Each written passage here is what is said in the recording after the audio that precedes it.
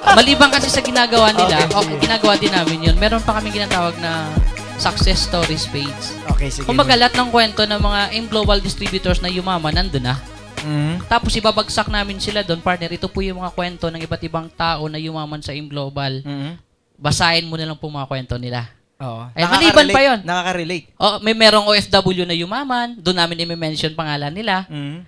Ang dami kasing kwento ng mga OFW na yumaman dito sa global. Yes. Parang ABC role po siya. After Okay. OPP, pagsak siya doon. So maliban pa sa chatroom na binabaliw, maliban pa sa pinapa-welcome, meron pa. Then meron pa po kaming mga video naman siya ng mga naging successful sa AIM. May video sina Andy Yakat. Ang daming OFW na yumaman. Tama. Meron din, ang gandahan nito, mga short video lang siya. Mga 10 minutes to 15 minutes na papanood nila. Saan ba nila nakikita yan? Pwede ba i-share sa kanila? Secret group page po yun, up ng grupo. Pwede silang gumawa ng sariling group So, page sa din. grupo mo yun? Oo, doon lang binabagsak lahat ng video. Kaysa pumunta pa sila sa YouTube, andun na. Pagpasok nila, ibabrowse na lang nila, andun na lahat ng video makikita Ano ba yung nila. secret page nyo? Papasok kita mamaya. Okay po, para po i-like nyo na lang po yung BRC, Saldua, kasi fan page. Kasi sa dalawa kong account, wala na. Ubus na. Ubus na. May fan page po ako na yung yan, doon ko pa ilalagay yan. Tapos yung sinasabi niya, ilalagay ko din doon. Para pakinabahan natin. Tapos yung sa amin din, yung mga training din namin, ilalagay ko rin doon. Yung sa network, yung technical man, ilalagay ko rin doon. So, para po kayo, doon nyo na lang hugutin lahat. Ano po? Pero abangan natin kanya. Mukhang mayroon doon mayroon doon. Tama po? Marami tong alam 'Di ba? Ang goal niya daw, bago mag-February, 500,000 a month. Yes. So, guys, wag nyo munang kidnapin to, ha? Marami tong maitutulong sa atin, ha? Hugutan pa natin to. Kasi ang daming bala, ang dami siya. So, mayroon akong nakuha sa dyan. Naku, grabe. Ay, matindi yun. Matindi yun. Matindi. Kaso, bawal pa sa Lunes. Bawal. Sa Lunes na Sa lang. Lunes na lang. Naka-live McDo. ABS. Okay. So, gusto pong malaman yung isang sikreto niya, sa Lunes po ituturo. Saan? Sa Tugigaraw? Tuwi-tawi. Tawi-tawi. Cebu, di ba? Sa Dipulog app. Di po. Alright, ito, Sunny Boy. Kasi, di ba, ito, usapang pera to So, gaano kahalaga yung integrity sa online? Ay, napaka-importante po talaga. Tulad nga sa training namin, kaya Up RTD, laging, may top 5 essentials kasi kami tinatawag, andun yung integrity. Nag-usap sila. Okay. Ayan. Okay. Busy tong mga to. Importante talaga yung integrity sa online marketing. Bakit? Di po ba nagpapadala ng pera sa inyo? Yan. Ako ngayon, may ginawa akong sistema. Okay.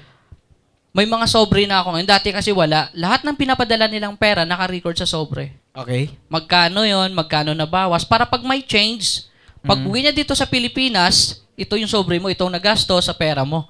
O, sa'yo yan. Oo. Yan. Basta pagdating sa pera, wag na wag masisira yung pangalan mo. Nag-iisa lang yan.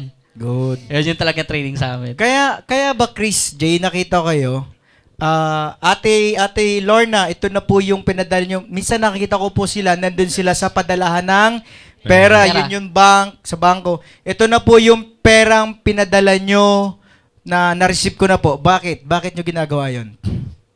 Basic lang kasi pag ikaw, kahit naman ikaw, di ba, papadala ka sa Pilipinas, di ba, hindi mo kilala, di ba? So, medyo kakabaka-baka pa nun. Habang pinadala mo, yung utak mo, totoo ba yun? Di ba? Totoo ba yun? Naku, di ba? Yes, sir. Kaya lang, pag nakita nilang pinost mo, natanggal yung stress sa utak nila. Yes. Ang papasok sa utak nila, yung taong yung pinalaan ko ay totoong tao at matinong tao. So, pwede na akong mag-invite kasi totoo. Tapos, nakita ko, Chris, pati pagpadala ng produkto, pinipicture nyo. Bakit? Yung pagpapadala kasi yung excitement nila lalong nadadagdagan. Okay. Tapos, yun nga, kanina, sabi ni Upline, yung, nawala yung stress nila. Naramdaman nila na, totoo talaga to. Lalo na, hindi lang yung ikaw mismo yung naka-front doon, kundi yung buong grupo mo Kasi importante yon. Kaya kami, pinipicture na namin sa LBC, Oo. sa EMS, Oo. diba? Bukod dun sa pagpapadala nila ng pera, para makita mismo ng mga Yung process. yung proseso, kung Oo. paano ginagawa. Yung duplication nandun na rin, plus, dun sa mga prospect mo. Oo. Diba? di ba, yung tipong nag-view ng account mo, nakita, grabe to mas dumadagdag dun sa tiwala. Yun. Di ba, yung sa pagpapadala nila. Malaking bagay po pag may nagpadala, huwag niyong papalagpasin. Kailangan papicturan para yung stress ng taong nagpadala ay mawala naman. Ano po? Tapos ito na po yung produkto nyo, pinadala ko na po. Pinaka the best, pag bumili kayo sa office, katulad ginagawa na Sunny Boy, inilalatag yung 7-8, minumukhang ganyan, tas pa-picture pa. Tama? Ang may sabi ni Chris, mayroon pa daw ano yon. Doon sa mga pinoprospect mong tao, makakadagdag pa ng tiwala sa'yo. So again, ika-coverage mo, i-report mo through Facebook. Tama po? Klaro ba? Yes. Alright. So, palakpak naman po. Parang totoo kunwari. Okay. Sa dami ng tanong, kay parang nagkahalo-halo na. Kay press na. Okay, maganda to. Sagutin nyo kay sino kayo gusto. Ito kay Chris. Ngayong nakapasok na sa top 20 ng AIM, ang ilan sa onliner, ano masasabi nyo? Kasi alam ko, mga 3 na nakapasok. Top 20 sa AIM Global, yung 3 doon, onliner. Nakita nga po namin, nag-1 million, nabaliw talaga kami. 1 million, isang buwan, purong onliner. Di naman namin nakikita sa office, nagsasalita. Yun yan, nalaman namin, onliner pala. Yung sasakyan niya, Montero din, tapos punong-puno ng package. Alam mo yung ganun, pupunta ng office, magpo-purchase ng tambak-tambak.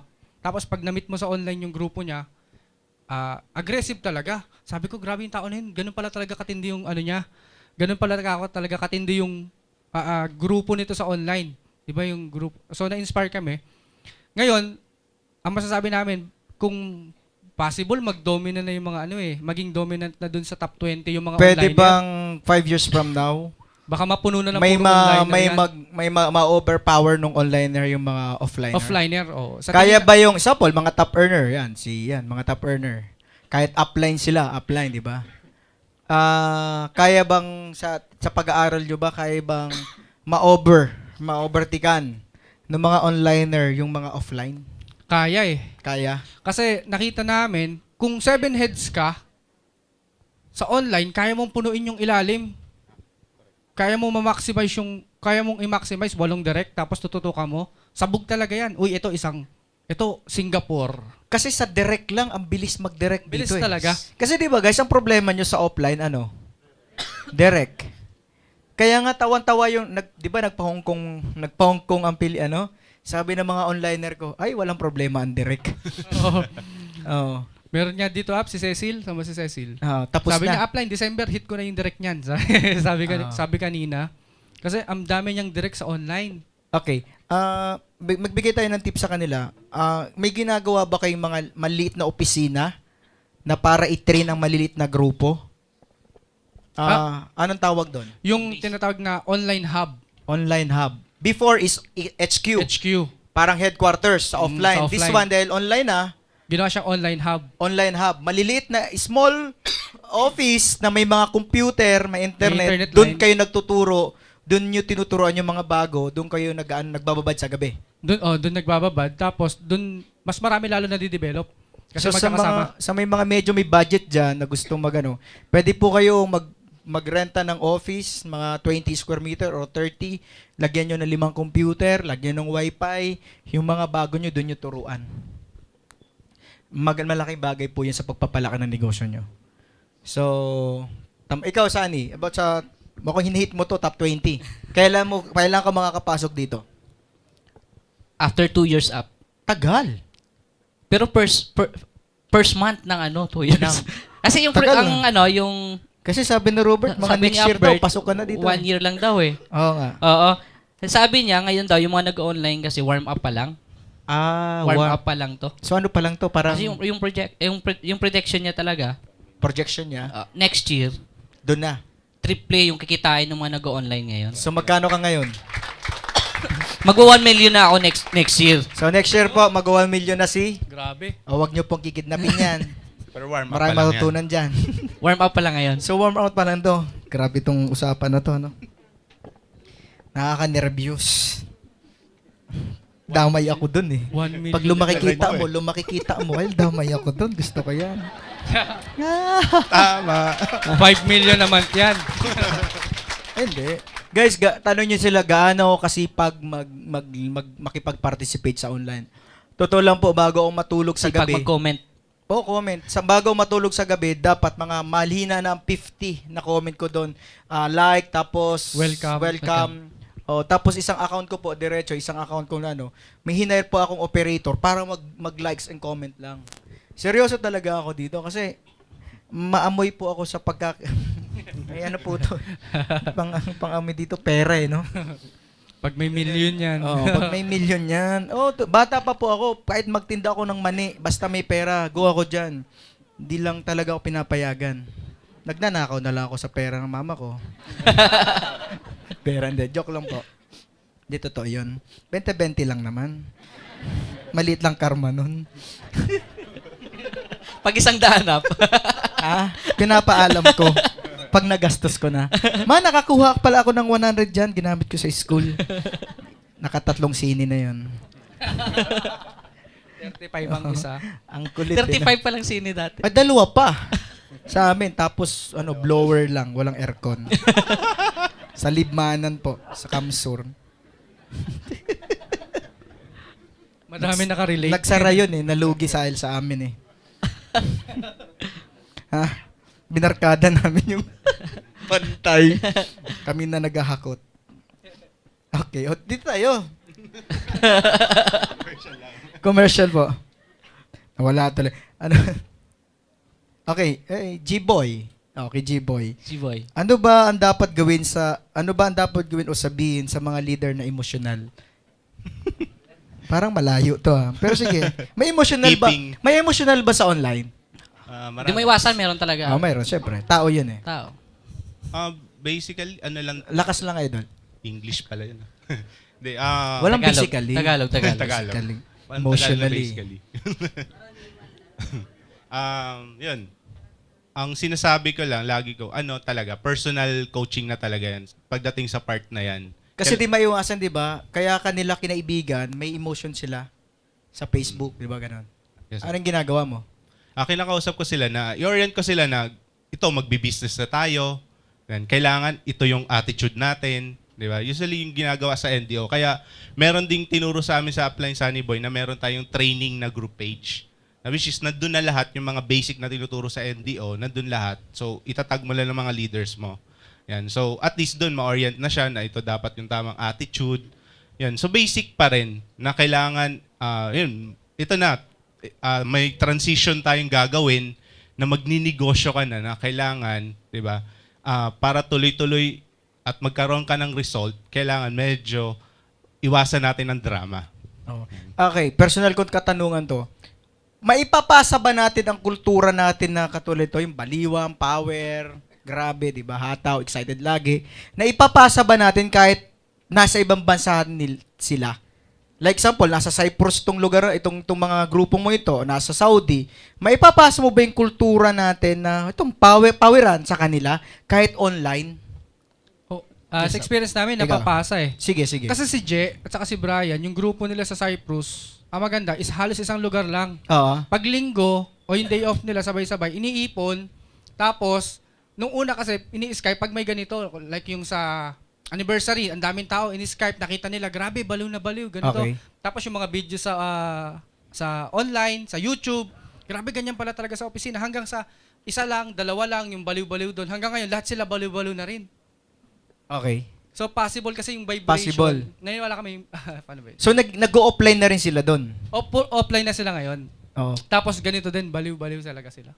Ikaw, Sunny Boy, Is naipapasa ba? parang ganun din may isang grupo kasi ako sa Lebanon, sa Tripoli. Doon ginagawa nila Di ba may everyday. gera doon? Wala na ngayon. Wala na? Oo. Nag-online na Ginagawa sila? nila every Sunday, nagkikita-kita sila lahat. Okay. Pinapadalan ko doon ng tarpaulin, yung pangalan ng grupo nila, grupo namin, pa-picture-pictures lang. Nakita ko yung magbabaliw mga sila. damit. Yan, mga ganun, mga t-shirt. Ayan. Sama-sama sila. Mm. Sa online, magagamit din. Sa chatroom pa lang, yung pagbabaliwan namin doon everyday. Kasi kami, ginagawa namin, everyday kasi kami talaga nagbabaliwan. Mhm. May mga topic kami ginagawa everyday. Oh, guys. Oh, nakakuha naman tayo.